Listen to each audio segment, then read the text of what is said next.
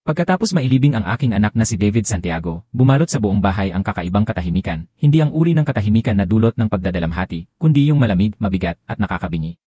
Ang bawat sulok ng mansyon sa Forbes Park ay punong mga alaala niya, ang hagdang kahoy na sabay naming pinili, ang lumang bookshelf sa library kung saan madalas kaming magkwentuhan, at ang halimuyak ng kape tuwing madaling araw habang nagbabalak siya ng mga plano para sa kumpanyang itinayo niya mula sa wala. Naupo ako sa lumang silya na binili pa namin noong nagsisimula pa lang siya sa negosyo. Tahimik kong pinagmasdan ang bakanting upuan sa tabi ko, ang espasyo na dati punang buhay at tawanan. Sa bawat kisap ng ilaw, para bang naroon pa rin siya, nakangiti, punang pag-asa. Ngunit ang katahimikan ay biglang nabasag nang marinig ko ang matinis na tunog ng sapatos na may takong sa kahoy na sahig. Bumaba mula sa itaas ang aking manugang, si Clara, asawa ni David. Hindi siya nakaitim, hindi man lang nagmukhang nagluluksa. Sa halip, nakasuot siya ng mamahaling beige na suit, at ang mukha ay punang kolorete na parang pupunta sa meeting, hindi sa bahay ng isang pamilyang nagluluksa. May meeting ako mamaya, malamig niyang sabi habang naglalakad papunta sa kusina, hawak ang cellphone. We need to liquidate some of the assets. Mas makakabuti kung mabilis. Tila wala siyang pakialam sa kabaong nakakalibing lang, o sa amang naiwan niyang tuliro sa lungkot. Parang naging estatwa ako, hindi niya ako tinapunan man lang ng tingin. Ang dating bahay na pinuno namin ni David ng pagmamahalan at alaala ay naging parang opisina, malamig at walang kaluluwa. Sa mga sandaling iyon, alam kong hindi pa tapos ang unos.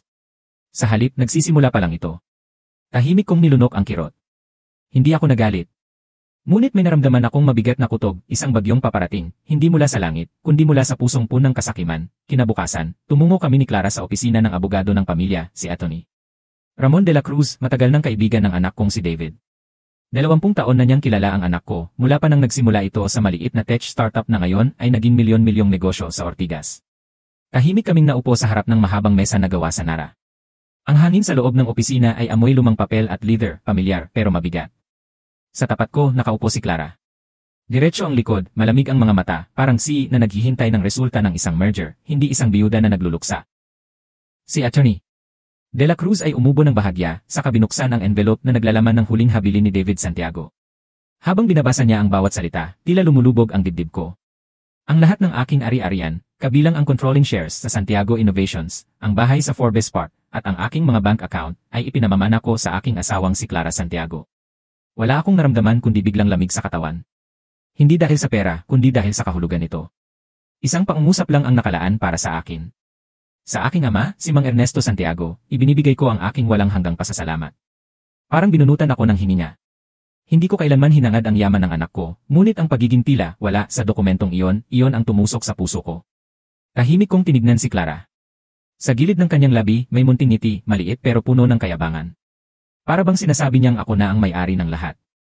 Habang patuloy na nagbabasa si Atty. De la Cruz, bumalik sa isip ko ang isang alaala, si David, 20 taon ang nakalipas, hawak ang plano ng negosyo, habang kumakain kami sa karinderya. Naalala ko pa ang sandaling iniabot ko sa kanya ang lahat ng ipon ko. Huwag mong isipin na sugal ito, anak, sabi ko noon. Pamumuhunan ito sa kinabukasan mo. At ngayon, habang nakaupo sa tapat ng babaeng walang bakas ng lungkot, naisip kong iyon palang si pamumuhunan ay mababawi ng isang taong may pusong bato. Pag uwi namin mula sa opisina ng abogado, iba na ang aura ni Clara. Wala na ang kahit kunwaring lungkot sa mukha niya. Habang binubuksan niya ang pinto ng bahay, para siyang isang inspektor na naglalakad sa isang bagong ari-arian, hindi isang biyuda na nagluluksa. Tahimik akong sumunod. Sa bawat hakbang niya, naramdaman kong may kakaiba sa kilos niya, malamig, mapanuri, at parang may hinahanap na wala sa ayos. Huminto siya sa tapat ng pader na punang mga lumang larawan, mga retrato ni David noong bata pa, kasama ako, at ang yumaong ina niya. Lumapit siya roon at marahang itinuro ang mga ito gamit ang manicured niyang daliri. Tanggalin mo lahat yan, Mang Ernesto, malamig niyang sabi. Mas maganda kung minimalist. Ang daming kalat dito, parang museo. Napahinto ako, hindi makapagsalita. Hinawakan ko ang isa sa mga larawan, si David, nakangiti habang hawak ang una niyang diploma. Anak ko to, Clara, mahina kong sabi. Baka pwedeng wag muna nating alisin. Ngunit pinutol niya ako ng isang mapanuyang tawa. Hindi na to bahay mo, Mang Ernesto. Ako na ang may-ari. Kung gusto mong magsenti, magdala ka ng picture sa inuupahan mo. Bumigat ang dibdib ko. Gusto kong sumagot pero wala akong lakas. Tumalikod siya at nagsimulang tumawag sa cellphone. Yes, paayusin niyo na yung divider sa library area, narinig kong sabi niya. Tanggalin lahat ng libro, pati yung lumang mesa. Mas okay kung may treadmill at mirror wall. Doon ko tuluyang naramdaman na parang binubura niya ang bawat alaala ng anak ko. Makalipas ang ilang sandali, dumating ang dalawang lalaking mukhang bodyguard. Tahimik silang tumayo sa likod niya. Mang Ernesto, malamig niyang sabi habang nakatingin sa akin. Lumayas ka na bago maggabi. Hindi ko kailangan ng multo dito. Parang binagsakan ako ng langit at lupa. Dahan-dahan kong kinuha ang maliit kong maleta, ang ilang gamit na naiwan sa silid ko. Habang palabas ako ng pintuan, bumuhos ang ulan. Tumama ang lamig sa mukha ko kasabay ng mga luhang hindi ko napigilan. Sa huling sulyap ko sa bahay, nakita ko ang bintanang minsang sinisinaga ng araw tuwing umaga, ngayon, madilim at walang buhay. Doon ko naisip, hindi ako basta pinaalis sa bahay, pinaalis ako sa sariling buhay na tinulungan kong itayo, nang tuluyan na akong lumabas ng bahay, dala ko lang ang isang lumang maleta at ilang pirasong damit. Ang ulan ay bumuhos ng walang tigil, para bang nililinis ng langit ang lahat ng dumi, maliban sa sakit na nararamdaman ko sa dibdib. Huminto ako sa kalsada, basang-basa, at walang patutunguhan. Dumaan ang isang lumang taxi, at parang awa ng Diyos, huminto ito sa tapat ko. Saan ho, tatay? Tanong ng driver. Sa kahit anong mura at tahimik na lugar, mahina kong sagot. Yung hindi ako makikilala. Inihatid niya ako sa isang lumang motel sa Pasay, may sirang ilaw sa karatula at amoy lumang pintura. Ang kwartong ibinigay sa akin ay maliit, may sira sa kortina, malambot na kama, at amoy kahapon ng hangin. Pero sa kabila ng lahat, iyon ang unang lugar kung saan nakaramdam ako ng katahimikan. Naupo ako sa gilid ng kama. Sa ibabaw ng mesa, inilapag ko ang lumang larawan namin ni David, mag-ama, nakangiti sa tabi ng unang computer niyang binuo. Sa loob ng katahimikan, doon ko naramdaman ang bigat ng lahat. Pinikit ko ang mga mata at binalikan ang huling sandali naming magkasama. Tay, sabi niya noon, kapag dumating ang araw na hindi mo ako maintindihan, huwag mong kalimutan na may sistema akong iniwan para protektahan ka. Hindi ko naintindihan noon ang ibig niyang sabihin. Pero ngayong gabi, habang tinititigan ko ang larawan, nagsimulang maglaro sa isip ko ang posibilidad, baka hindi siya ganoon kadaling niloko ni Clara. Baka may iniwan niya siyang lihim, isang paraan para lumabas ang katotohanan. Muling bumalik ang alaala ng binasang testamento. Napaisip ako, hindi ganon kababaw si David. Alam niyang sakim si Clara. Alam niyang may panganib. At kung ganoon, may dahilan kung bakit ganoon ang pagkakasulat ng kanyang huling habilin. Kinuha ko ang cellphone ko, nanginginig ang kamay. Ilang segundo akong nakatitig sa pangalan sa contact list. Attorney Ramon de la Cruz. Isang tawag lang ang kailangan. Isang tawag para buksan muli ang pintuan ng hustisya. Attorney de la Cruz, mahina kong sabi nang sagutin niya ang telepono. Handa na akong lumaban. At doon nagsimula ang pagbangon ng isang amang tinanggalan ng tahanan, hindi para maghiganti lang, kundi para ipagtanggol ang alaala ng anak niyang hindi kailanman nagpabaya. Sa kabilang linya, tahimik sandali si Atty. de la Cruz. Rinig ko ang mahinang paghinga niya bago siya nagsalita. Mang Ernesto, buti tumawag kayo. Matagal ko nang hinihintay ito. Napakunot ang noo ko. Ano nang ibig niyong sabihin, attorney? May ilang segundong katahimikan. Pagkatapos ay narinig ko ang boses niyang mababa at matatag. May iniwan sa akin si David bago siya pumanaw, isang sealed envelope. May bilin siya, buksan mo lang yan kapag pinalayas ng asawa ko si tatay. Parang huminto ang oras. Pinalayas, mahina kong ulit, halos bulong. Sagot niya. At base sa kwento ninyo kagabi, mangyayari na nga ang kondisyon. Ibig sabihin activated na ang plano ni David. Hindi ko alam kung iyak ako o tatawa. Ang anak kong inakalang nalinlang ay mas matalino pa pala sa lahat. Anong nakasulat, attorney? Tanong ko, halos pabulong. Hindi ko pa pwedeng sabihin sa telepono, mahinahon niyang tugon. Pero malinaw ang bilin ni David. Kapag tinaboy ka ni Clara, doon pa lang natin bubuksan. Bago tayo magkita, tandaan niyo ito, huwag kayong magpakita muna. Huwag kayong makipag-ugnayan sa kahit sino. Bakit? Tanong ko.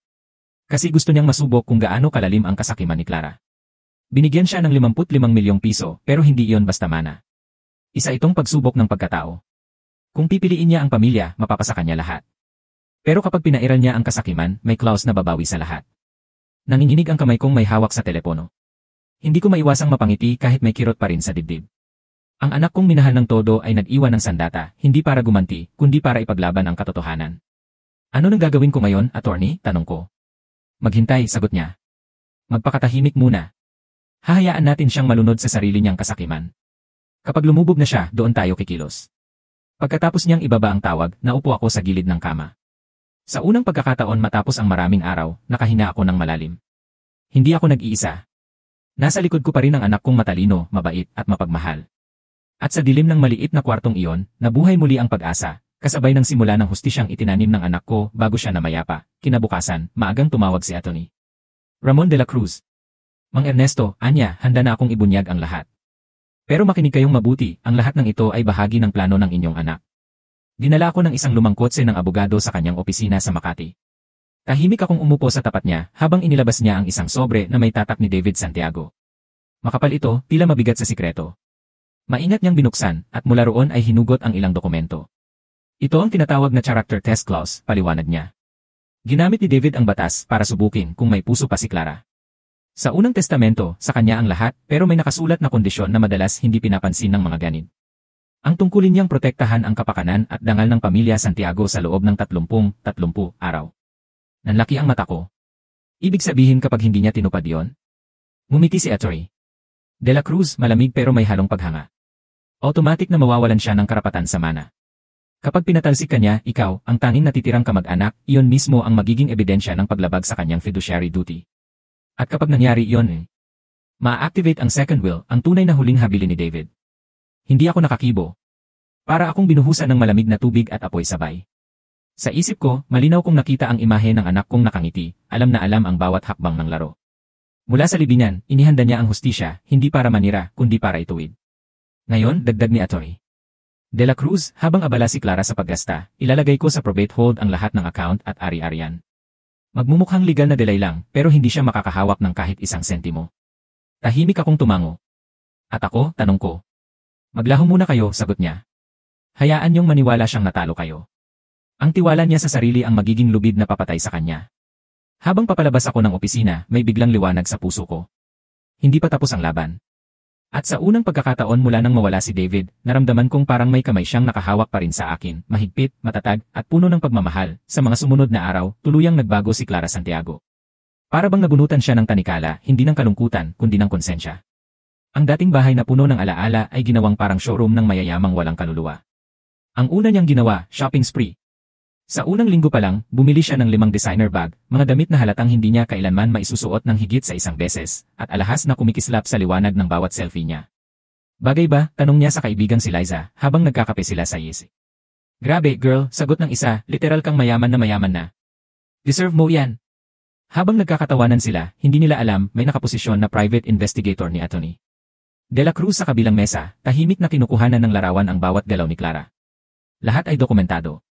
Makalipas ang 2 araw, tumungo si Clara sa isang car showroom sa Makati. Hindi man lang siya nagtanong ng presyo. Itinuro lang niya ang pinakabonggang kotse, isang pulang sports car na kasingkintab ng ambisyon niya. Yan na lang, sabi niya. Bayaran ko pag clear na lahat ng estate papers.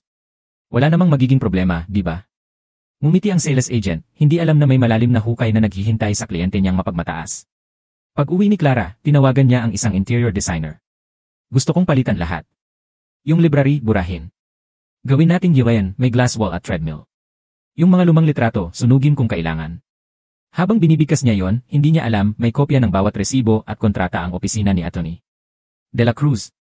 Isang pader ng ebidensya laban sa kanya. Sa kabilang banda, si Mang Ernesto, tahimik lang sa maliit na kwartong inuupahan sa Pasay. Habang nagmamasid sa labas ng bintana, iniisip niya kung gaano kabilis nakalimot ang isang taong minsang tinawag na pamilya. Ngunit sa bawat luho ni Clara, mas lumalapit ang araw ng kanyang pagbagsak. Anak, mahina niyang bulong sa larawan ni David, malapit na siguro yung araw na makikita niya ang tunay mong kalooban. At sa gabing iyon, habang kumikislap ang mga ilaw ng syudad, may 2 magkaibang mundo. Isang babaeng nalulunod sa kasakiman. At isang amang tahimik na naghihintay ng hustisya, isang maaraw na umaga, nagising si Clara Santiago na parang reyna sa sarili niyang palasyo. Habang nakahiga sa king-sized bed, umiti siya sa sarili, hawak ang cellphone, at tinitingnan ang mga bagong comment sa kanyang mga post, #bosswidow, #ricklife, #newbeginnings. Walang bakas ng lungkot, puro kayabangan. Habang nagkakape, napagpasyahan niyang dumaan sa isang mamahaling cafe sa Is, isang lugar kung saan puro negosyante at sosyalera ang madalas magpakitang gilas. Pagdating niya roon, umorder siya ng kape at cake na kasing mahal ng isang grocery run ng isang pamilya. Pagkatapos, iniabot niya ang kanyang bagong black credit card, nakataas pa ang kilay. Ngunit ilang segundo lang, lumapit ang cashier, maingat ang tono. Ma'am, pasensya na po, pero na-decline po ang card ninyo. Parang binuhusan ng malamig na tubig si Clara. Anong sabi mo, singhal niya? Na-decline po, ma'am. Baka may technical error lang. Pinilit niya ulit. Ipinasa niya ang pangalawang card, pareho rin ang resulta. Naramdaman niyang tumingin sa kanya ang mga tao sa cafe. Napahiya siya. It's imposible, mariin niyang sabi, habang pinipilit mumiti. Siguradong glitch lang to. Ngunit sa loob, nagsimulang gumapang ang kaba. Sa labas ng cafe, agad siyang tumawag sa private banking line. Ano nang ibig sabihin nito? Ako ang primary beneficiary ni David Santiago, sigaw niya. Tahimik lang ang banker sa kabilang linya bago sumagot. Ma'am, may inilagay pong temporary procedural hold ang executor ng estate, si Atty. Ramon de la Cruz. Standard process daw po para sa valuation. Valuation, halos pasigaw na tugon ni Clara. Hindi ako ordinaryong client. I'm the owner. Pasensya na po, ma'am, mahinahong sagot ng banker. Legal protocol lang po ito. Sa loob ng kotse niya, napahampas siya sa manibela. Tumama ang mga luha ng galit sa kanyang pisngi. Hindi niya alam, sa kabilang panig ng syudad, tahimik na pinagmamasdan ni Atty. De la Cruz ang lahat mula sa kanyang opisina. Ang bawat hakbang ni Clara, bawat galaw, ay bahagi ng bitag ni David na dahan-dahang sumasakal. Samantala, si Mang Ernesto, nakikinig lang sa update mula sa abogado sa lumang telepono sa motel. Tahimik niyang ibinaba ang receiver, sabay tikim ng malalim. Ayan na, anak, mahinang sabi niya. Nararamdaman na niya ang unang hampas ng hustisya. Pagkatapos ng insidenteng sa CAF, sumakay si Clara Santiago sa kanyang kotse na halos nanginginig sa galit. Agad niyang tinawagan ng interior designer na inupahan niya para sirain ang dating library ni David. Bakit wala pa rin kayong demolition, sigaw niya. Tahimik muna ang lalaki sa kabilang linya bago sumagot, may halong kaba sa boses. Ma'am, may dumating pong legal notice. Temporary injunction daw mula sa executor ng estate. Bawal muna raw galawin ang property hanggang matapos ang valuation. Anong kalokohan yan? Halos pasigaw niyang tugon. Ako ang may-ari ng bahay na to. Ngunit bago pa siya makasagot ulit, tumunog ang isa pang tawag. Car dealer. Ilre Santiago, good morning po. Paalala lang po, 72-hour hold lang po ang deposit niyo sa sports car. Since wala pa pong final payment, we'll have to release it to another client. Non-refundable po ang down payment, ha? Parang biglang nanikip ang dibdib ni Clara. Lahat ng hawak niyang simbolo ng kapangyarihan ay unti-unting naglalaho. Sumigaw siya sa telepono pero alam niyang wala na siyang magagawa. Pag-uwi niya sa bahay, sinalubong siya ng tahimik na paligid, ang mansyon na dati po ng yabang, ngayon ay parang kulungan. Binuksan niya ang laptop para magbayad ng ibang bills, pero lahat ng account ay restricted. This can't be happening, bulong niya habang tumutulo ang luha ng galit. Tinawagan niya si Atty. De la Cruz. Anong ginawa mo, Ramon? Bakit mo ako ginaganyan? Tahimik lang ang abogado bago sumagot, kalmado, halos nakakataas. Ginagawa ko lang po ang tungkulin ko bilang executor. Standard procedure lang, Linra Santiago. Standard procedure, kalokohan. Hindi mo ako maluloko, ibabalik mo lahat ng to. Kung wala kayong nilabag, wala kayong dapat ikatakot, mahinahong sagot ng abogado bago ibinaba ang tawag. Naiwan si Clara, nanginginig sa inis at takot. Sa unang pagkakataon, naramdaman niyang parang may humihigop sa ilalim ng kanyang paa, ang kapangyarihang pinaniwalaan niyang sa kanya ay tuluyan ng nagiging buhangin. At sa kabilang dulo ng lungsod, si Mang Ernesto, tahimik lang sa maliit na kwarto, nakikinig sa ulan habang iniisip. Kapag ang yaman ay galing sa kasakiman, madali rin itong bumabalik sa kawalan. Ang unang pader ng kanyang fee kaharian ay tuluyan ng bumagsak, ilang araw matapos ma-freeze ang mga account, hindi na mapakali si Clara Santiago. Ang dati niyang mga kaibigang laging nasa tabi niya sa kapehan ay biglang naglaho. Ang mga mensahe sa group chat na dating puno ng congrats, bestie, ay napalitan ng malamig na scene. Parang bulang nawala ang kanyang mundo. Habang naglalakad siya sa loob ng bahay, naririnig pa rin niya sa isip ang mga salitang binigkas ni Atty. De la Cruz sa telepono. Kung wala kayong nilabag, wala kayong dapat ikatakot. Pero alam niyang may nilabag siya. Alam niyang tinaboy niya ang amang nagpalaki sa taong tunay na nagmahal sa kanya. At sa bawat tunog ng telepono na walang sumasagot, mas lumalalim ang takot sa dibdib niya. Naupo siya sa sahig ng sala, nakatingin sa mga kahong hindi pa niya nabubuksan, mga mamahaling gamit na biglang naging walang halaga. Hawak ang cellphone, tinawagan niya muli si Atty. De la Cruz. Attorney, pakiusap sabihin mo kung anong nangyayari. Wala na akong access sa kahit anong account. Kahit yung shares ni David, nakahold lahat. Tahimik sandali ang abogado bago sumagot. Ilre Santiago, sinabi ko na po sa inyo noon pa. Ang testamento ay may kondisyon.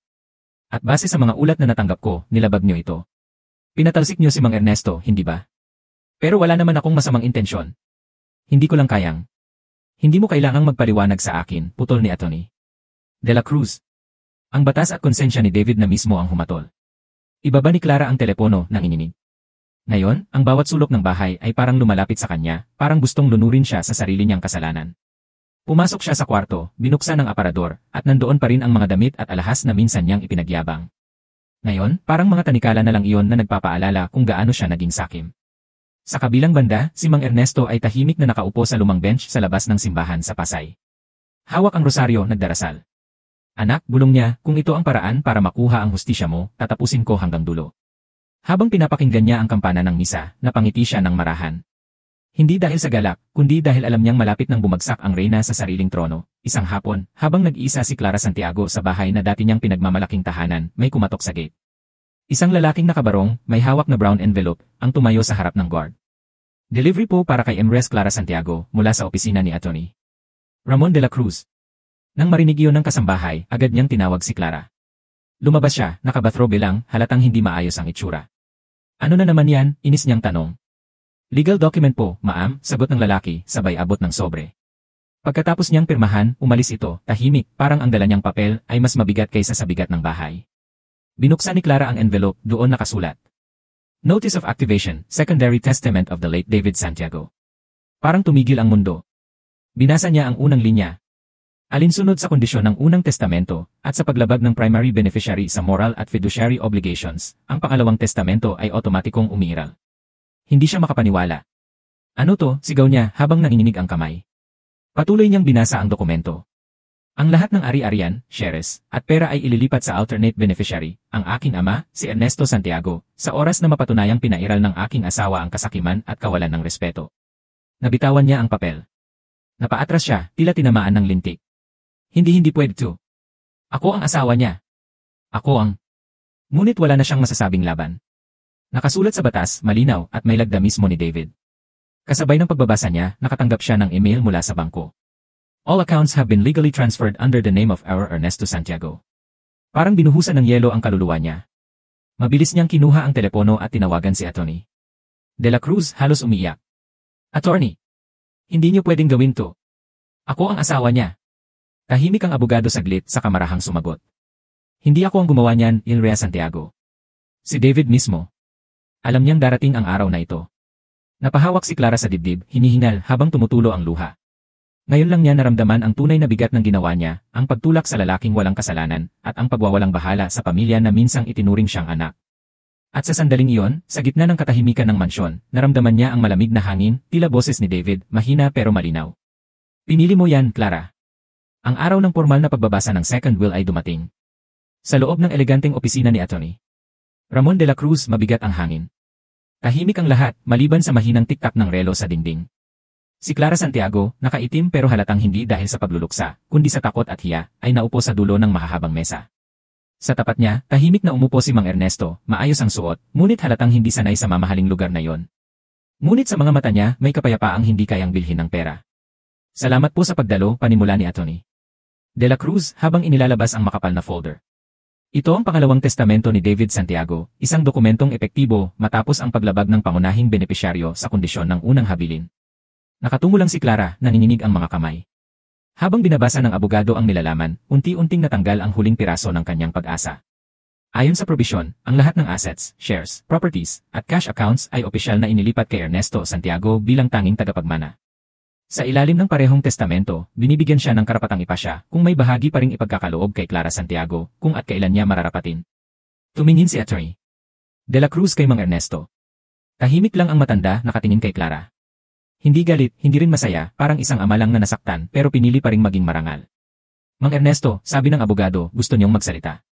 Tumango siya. Clara, mahinahon niyang sabi, hindi ko kailanman hinangad ang pera ng anak ko. Pero ang ginawa mo, yung pagtulak sa akin palabas sa bahay na pinaghirapan namin, yon ang sumira sa'yo. Hindi kayang punan ng 55 milyon ang puso na walang awa. Tahimik si Clara, luhaan, halos hindi makatingin. Mang Ernesto, hindi ko alam, akala ko eh. Akala mo pera ang sukatan ng pagmamahal, sagot niya, mabagal at mabigat ang bawat salita. Pero ngayon alam mo na, ang kayamanan, kapag galing sa kasakiman, mabilis din itong nawawala. Tahimik ang buong opisina. Tanging pag-iyak ni Clara ang maririnig. Sa puntong iyon, hindi kailangang sumigaw o magparusa si Mang Ernesto, sapagkat nakita na niyang bumalik ang hustisya sa paraan ng Diyos. Pagkatapos ng pagbubukas ng second will, tahimik na lumabas si Mang Ernesto ng opisina. Sa kanyang mga mata, walang yabang, walang galit, tanging katahimikan ng isang amang naghintay ng hustisya at ngayon ay tinugon ng langit. Habang naglalakad siya palabas, hinabol siya ni Atty. De la Cruz. Mang Ernesto, may isa pa pong bagay na iniwan si David para sa inyo, sabi nito, sabay abot ng maliit na kahon na kahoy. Sabi niya, buksan niyo lang ito kapag tapos na ang lahat. Tahimik niyang tinanggap iyon. Pagdating niya sa lumang inuupahang kwarto sa Pasay, marahan niyang binuksan ang kahon. Sa loob, may USB drive at isang sulat na may pamilyar na sulat kamay ni David. Binasa niya ito ng dahan-dahan, nanginginig ang mga daliri. Tay, kung binabasa mo to, ibig sabihin na ganap na ang lahat. Alam kong masasaktan ka sa ginawa ko kay Clara, pero gusto kong matutunan niya ang leksyon na hindi ko na kayang ituro habang buhay pa ako. Hindi ko ginawang parusa ang testamento, kundi paraan para makita niyang ang tunay na halaga ng pamilya ay hindi nasusukat sa pera. Kapag bumalik siya sa inyo ng taos puso, sana bigyan mo siya ng pagkakataong makita ulit ang kabutihan. David. Habang binabasa ni Mang Ernesto ang sulat, tumulo ang luha sa kanyang mga pisngi. Hindi dahil sa galak ng pagkapanalo, kundi dahil sa bigat ng pagmamahal ng anak niyang kahit sa kamatayan, iniisip pa rin ang pagpapatawad. Pinindot niya ang ESC drive sa lumang laptop. Lumabas ang video ni David, nakangiti, payapa, at puno ng pag-asa. Clara, sabi ng boses mula sa screen, kung napapanood mo to, sana alam mong hindi ko sinadya para sirain ka. Gusto ko lang makita kung kaya mong piliin ang puso kaysa sa pera. Dahil kapag natutunan mo iyon makikita mo ulit ang sarili mo bilang taong marunong magmahal. Sa sandaling iyon, napahawak si Mang Ernesto sa dibdib. Hindi siya makapaniwala kung gaano kalalim ang pagmamahal ng anak niya, hindi lang bilang anak, kundi bilang taong gustong itama ang mali sa paraan ng kabutihan. Lumipas ang 3 araw matapos ang pagbabasa ng second will. Si Clara Santiago, na dating makapangyarihan at magara, ngayon ay nakatira na lang sa maliit na kondo unit na pinaalisan din ng mga dating kaibigan. Wala ng bodyguard, wala ng katulong, wala na ring tumatawag ng maam. Isang gabi, habang nag-impake ng ilang gamit, may kumatok sa pinto. Pagbukas niya, bumungad si Atty. Ramon de la Cruz, may dala ring envelope at isang maliit na tablet. El Rey Santiago, mahinahon niyang sabi, may iniwan sa inyo si David. Hiningi niya sa akin na ipakita ko lang ito kapag dumating ang panahong nawalan na kayo ng lahat. Napahinto si Clara. Walang salitang lumabas sa kanyang bibig. Tahimik niyang tinanggap ang tablet at nang pindutin ni Atty. De la Cruz ang play button, bumungad ang mukha ni David, buhay, nakangiti, mapayapa. Clara, malambing niyang sabi sa video, kung pinapanood mo to, ibig sabihin nangyari na ang kinatatakutan ko. Alam kong galit ka at baka iniisip mong niloko kita, pero hindi yon ang totoo. Gusto ko lang makita kung pipiliin mo pa rin ang puso sa gitna ng pera. Nanginginig si Clara habang pinapanood iyon. Naalala mo yung gabi bago ako na-accident, patuloy ni David sa video. Sabi ko sa iyo, kapag nawala ako, sana alagaan mo si tatay. Kasi iyon lang ang hiling ko, hindi kayamanan, kundi pagmamahal sa kanya bilang pamilya.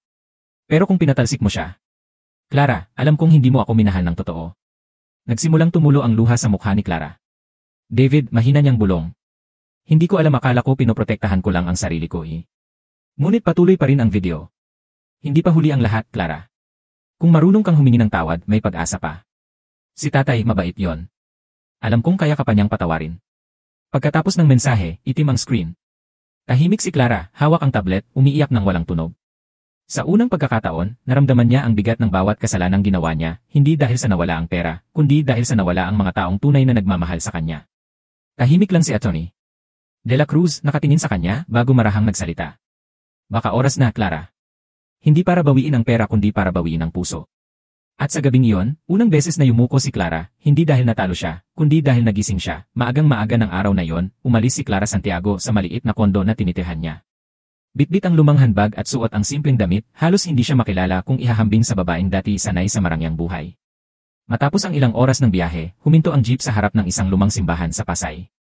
Doon, nakita niya si Mang Ernesto, nakaupo sa lumang bench sa ilalim ng puno ng akasya, tahimik na nagdarasal habang hawak ang rosaryo. Mabagal ang bawat hakbang ni Clara palapit sa kanya. Nanginginig ang kamay, lumuluha ang mga mata. Mang Ernesto, mahina niyang tawag. Hindi siya agad nilingon ng matanda. Clara, malamig na sagot nito. Anong ginagawa mo rito? Lumuhod si Clara sa harap niya, hindi alintana ang mga taong dumadaan. Kay patawarin niyo po ako, umiiyak niyang sabi. Nabulag ako sa pera, sa galit, sa takot. Hindi ko nakita kung gaano kabuti kayo. Hindi ko sinadyan. Tahimik lang si Mang Ernesto, pero sa likod ng kanyang mga mata, halata ang sugat ng nakaraan. Hindi mo sinadya, mahinahon niyang tanong.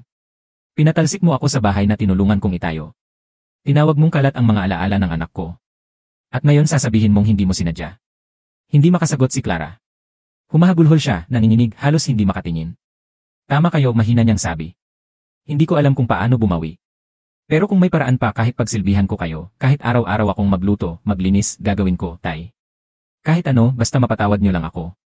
Napatingin si Mang Ernesto sa langit, marahan niyang pinunasan ang kanyang mga mata.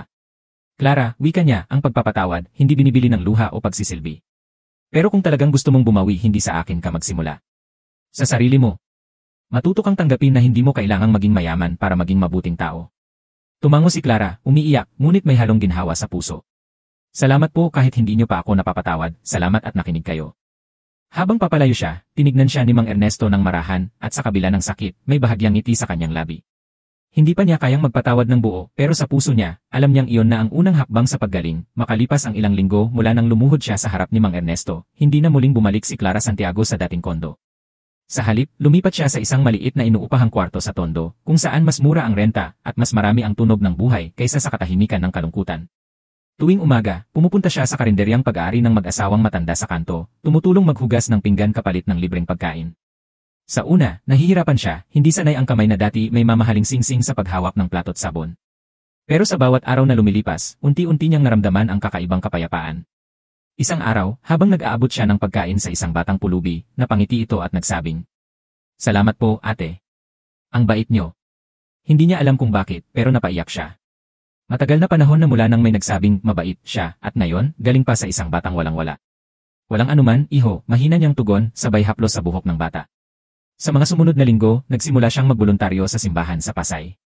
Tinutulungan niyang maglinis ng bakuran, mag-ayos ng mga bangko, at magturo ng simpleng pagbabasa sa mga batang lansangan. Hindi niya inamin kung sino siya noon, ayaw niyang kilalanin bilang dating mayaman, gusto lang niyang maging isang taong totoo. Isang gabi, habang nag-aayos siya ng mga gamit sa maliit na altar, lumapit ang isang madre. "Anak, may kakaiba sa'yo," sabi nito. "Parang may bigat kang dala, pero nakangiti ka pa rin." Ngumiti si Clara, bahagyang tumulo ang luha. "Sister, siguro kasi dati, ang bigat na dala ko ay puro pera. Ngayon, kahit wala na ako noon, ang gaan na ng loob ko." Sa sandaling iyon, naramdaman niyang parang nabawasan ang kadiliman sa kanyang puso. Hindi pa tapos ang kanyang paglalakbay, pero unti-unti na niyang nakikita ang liwanag. At sa bawat batang natutulungan, bawat pinggang nahuhugasan, at bawat ngiting na ibabalik, naramdaman niya ang pinakamahalagang bagay na matagal niyang hindi nakita, ang halaga ng kababaang loob. Isang hapon, habang naglalakad si Mang Ernesto pauwi mula sa simbahan, may lumapit sa kanya, isang batang lalaki, marumi ang damit pero nakangiti. "Tay, sabi ni Ate Clara ipasa ko raw po to sa inyo." Inabot ng bata ang isang maliit na sobre. Nakasulat sa harap para kay Tatay Ernesto. Binuksan niya yon. Sa loob, may isang simpleng sulat na nakasulat sa maayos na Tagalog. "Tay, hindi ko alam kung karapat-dapat pa akong tawaging pamilya, pero gusto kong ipaalam sa inyo na sinisimulan ko ng ayusin ang buhay ko. Hindi ko na hinahabol ang pera, Tay. Ang gusto ko lang, kahit paano, makita niyo na kaya ko ng maging mabuting tao, kahit hindi na niyo ako patawarin. Clara." Kasama sa sobre ang ilang larawan, si Clara, nakasuot ng simpleng shirt, nagtuturo sa mga batang kalye, at naglilinis sa simbahan. Tahimik si Mang Ernesto habang pinagmamasdan yon.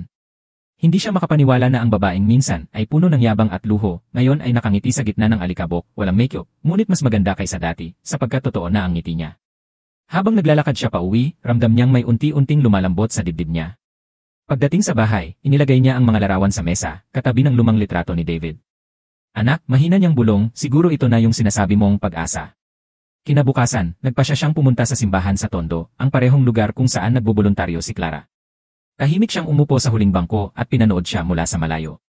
Nakikita niya kung paano ito nakikipaglaro sa mga bata, kung paano ito ngumiti ng walang pag-aalinlangan, kung paano ito yumuko habang naglilinis ng sahig. Sa unang pagkakataon, hindi na galit ang naramdaman niya, kundi awa at pag-unawa. Siguro nga, bulong niya, kapag ang isang tao ay natutong magpakumbaba, doon mo makikita kung may natitira pa siyang kabutihan. Nang matapos ang misa, tumingin si Clara sa kanyang direksyon, at sa maikling sandaling nagtagpo ang kanilang mga mata, walang salitang binigkas, ngunit malinaw ang mensahe. "Salamat sa isa pang pagkakataon." Matapos ang misa, nanatili si Clara sa simbahan upang ayusin ang mga kandila. Tahimik siyang nagwalis sa gilid ng altar, hindi niya napansin na nakatayo si Mang Ernesto sa may pintuan. Ang liwanag ng hapon ay dumudula sa mga bintanang salamin, at sa liwanag na iyon, tila nabura ang lahat ng dating galit at sakit sa pagitan nila. Dahan-dahan siyang lumapit. "Clara," mahina ngunit malinaw ang boses ni Mang Ernesto. Napalingon siya, halos mabitawan ang hawak na walis. "Tay," mahina niyang sabi, nanginginig ang labi. Mabilis siyang lumapit, sabay luhod. "Tay, salamat po sa pagbasa ng sulat ko. Hindi ko po inasahan na makikita niyo ako dito." Tinitigan siya ng matanda, tahimik, may halong lungkot at pagmamalaki. "Nakita ko kung paano ka nagbago," wika ni Mang Ernesto. "Hindi na yung babaeng pinatalsik ako sa bahay, kundi yung babaeng natutong yumuko at magpakumbaba." Umiiyak si Clara, hawak ang mga kamay niya. "Tay, wala akong karapatang patawarin niyo, pero kung kaya niyo lang, kahit kaunting bahagi lang, tatanggapin ko ng buong puso." Huminga ng malalim si Mang Ernesto. Tumingin siya sa krus sa altar, parang humihingi ng gabay sa Diyos. Pagkatapos, marahan niyang hinawakan ang ulo ni Clara. "Anak," sabi niya, "ang kapatawaran, hindi ko kayang ibigay kung sarili ko lang ang pagbabasehan. Pero anak ko si David, at alam kong ito ang gusto niya, ang makita tayong pareho na may kapayapaan. Kaya, Clara, pinapatawad na kita." Nang marinig iyon, tuluyang bumuhos ang luha ni Clara. Humawak siya sa kamay ng matanda, halos hindi makapaniwala. "Salamat po, Tay, salamat sa pagkakataon. Hindi ko na po ito sasayangin." Ngumiti si Mang Ernesto, unang beses na may init sa kanyang mga mata mula nang pumanaw si David. "Yan ang gusto kong marinig," sabi niya. "Bumawi ka hindi sa akin, kundi sa mga taong kailangan mong tulungan. Yan ang tunay na pamana ng anak ko." Sa sandaling iyon, tila nabura ang lahat ng galit, sakit at kasakiman. Ang simbahan ay napuno ng katahimikan, hindi ng hiwalayan, kundi ng pagpapatawad na totoo. Lumipas ang ilang buwan mula nang magharap sina Clara at Mang Ernesto sa simbahan. Ngayon, tuwing linggo, magkasama na silang dumadalo sa misa. Wala nang bakas ng galit o tensyon, tanging katahimikan at paggalang na lang ang namamagitan sa kanila. Hindi na nila kailangang pag-usapan pa ang nakaraan, sapat na ang presensya ng isa't isa bilang patunay na napagtagumpayan nila ito. Si Clara, na dati ay hindi marunong magluto, ngayon ay isa sa mga pangunahing volunteer cook sa feeding program ng parokya. Tuwing alas 6 ng umaga, maaga siyang gising, nakasuot ng simpleng apron, at may ngiti sa labi habang nagluluto ng lugaw para sa mga bata. Kapag dumating si Mang Ernesto, lagi niyang dala ang mga prutas o tinapay na ipamimigay. Yan na po yung paborito ng mga bata, Tay, sabi ni Clara, habang inilalagay sa mesa ang mainit na sabaw. Aba, mas magaling ka na sa akin ngayon, biro ng matanda, sabay tawa. Ngayon, madalas na silang magkwentuhan tungkol kay David, hindi na may lungkot, kundi may saya. Kung andito lang siya, sabi ni Clara minsan, siguro tatawa yon. Hindi niya akalaing makakaya kong maghugas ng pinggan sa simbahan. Ngumiti si Mang Ernesto. Ang gusto lang ng anak ko, makita kang marunong magmahal, hindi lang magmay-ari. Habang pinagmamasdan nila ang mga batang kumakain, tila ba naroon si David, nakatingin mula sa langit, nakangiti. Ang kanyang testamento ay hindi pala tungkol sa pera, kundi sa pagpapatawad, kababaang loob at pag-ibig. Sa mga susunod na linggo, nagpasya si Mang Ernesto na ibalik sa simbahan ang bahagi ng mana ni David. Ito ang gusto ng anak ko, sabi niya. Ang yaman ay hindi para itago, kundi para ipamahagi. At sa tulong ni Clara, nagpatayo sila ng maliit na community learning center para sa mga batang lansangan, pinangalanan nilang David's Light. Doon nila napagtanto na kahit nawala si David, naiwan naman niya ang liwanag na magpapatuloy sa puso nila. Sa wakas, parehong natutunan ni Clara at Mang Ernesto ang tunay na kahulugan ng pamana. Hindi ang kayamanan sa bulsa, kundi ang kabutihan sa puso, lumipas ang 3 taon. Ang dating mansion sa Forbes Park ay ibinenta na, at ang malaking bahagi ng kita nito ay napunta sa David's Light Foundation, isang maliit, ngunit masiglang sentro na tumutulong sa mga batang lansangan at kababaihang nawalan ng tahanan. Araw-araw, maririnig ang tawanan ng mga bata, amoy ng lutong tinapay, at mga awit ng pag-asa. Sa gitna ng silid, si Clara Santiago, suot ang simpleng puting blouse at apron, ay nagtuturo sa mga bata kung paano bumasa at sumulat. Hindi na siya ang babaeng may alahas at mamahaling sapatos, siya na ngayon ang babaeng marunong ngumiti ng totoo. Kapag tinatanong siya ng mga tao kung bakit siya tumutulong, sagot niya ay simple lang. Kasi minsan, may taong nagmahal sa akin kahit hindi ko deserve. Kaya ngayon, gusto kong ipasa yon. Paminsan-minsan, dumadalaw si Mang Ernesto, bitbit ang mga prutas o libro para sa mga bata. Ngayon, tinatawag na siya ng lahat na Tatay AE. Tahimik siyang nakaupo sa sulok, pinagmamasdan si Clara habang nagtuturo at minsan ay napapailing sa galing nito. Kung nakikita ka ni David ngayon, sabi niya minsan, siguradong proud yon. Hindi dahil bumalik ka sa dati, kundi dahil pinili mong magbago. Ngumiti si Clara, bahagyang napaluha. Tay, kung hindi dahil sa inyo, baka hanggang ngayon, bulag pa rin ako sa totoong halaga ng buhay. Tumango si Mang Ernesto. Anak, lahat tayo nagkakamali. Pero yung kakayahan nating tumayo muli, yan ang tunay na yaman. Sa labas ng foundation, nakapaskil ang isang simpleng tarpaulin. David's Light, maliit na simula, malaking pagbabago. At sa ilalim niyon, nakalagay ang paboritong linya ni David. Ang tunay na pamana ay hindi pera, kundi ang kabutihang maiiwan mo sa puso ng iba. Habang lumulubog ang araw sa likod ng gusali, sabay na nagdasal sina Clara at Mang Ernesto, magkatabi, tahimik, magaan ang loob. Wala nang galit, wala nang hinanakit, tanging kapayapaan at pagmamahal. At sa huling sandaling iyon, habang lumilipad ang mga batang may hawak na saranggola, parang narinig nila sa hangin ang boses ni David. Ngayon, pareho na kayong malaya. Ang pera ay madaling mawala, pero ang kabutihan, kapag itinanim mo sa puso ng iba, ay mananatili magpakailanman.